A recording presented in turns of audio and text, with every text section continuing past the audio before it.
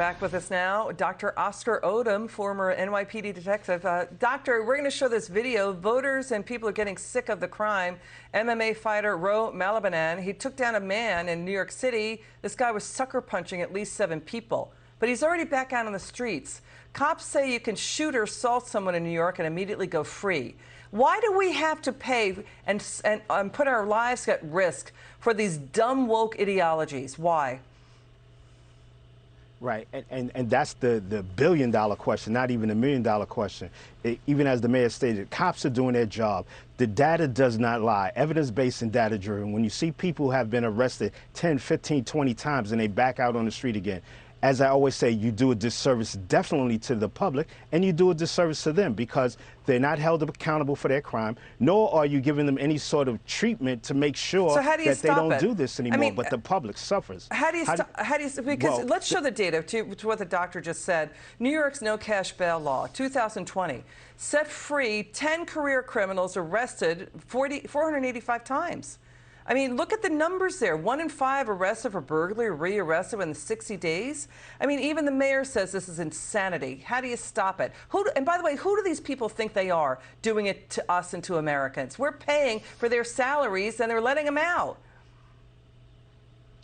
Absolutely. So these DAs that are doing it, we need to start going on their doorsteps, start going to their offices. People need to start protesting, holding them accountable, bringing up the data, showing the pictures when their loved ones are getting murdered out on the streets because these people are being let out over and over and over again. Because the cops are doing their job, constantly locking people up over and over and over. They're doing their part. And once that's done, then it goes over to the prosecution. And then, like I said, see something, say something. But if you don't do nothing, it basically was a waste of time because the public suffers from that. I want to show again the New York no cash bail reform in 2020.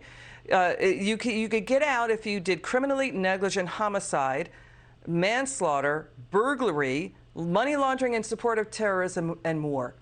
Really, New York? This is what we are paying for this? I mean, this is true, and the mayor's, it's insanity. I mean, you and I have talked about it so much, Doctor, but I don't think people realize how dangerous this is, including elected officials. Right, but this is how they're going to begin to feel it. A lot of people are going to start losing their loved ones. They're going to get upset. Businesses are fleeing, and they're going to keep on fleeing. They're going to start shutting down their hours because they can't take it anymore.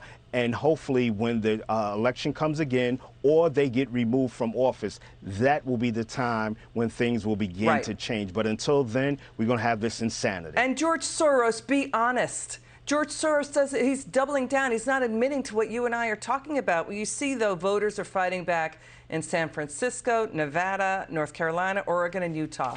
I mean, this behind-the-scenes stuff that Soros is doing is so toxic. Your final word.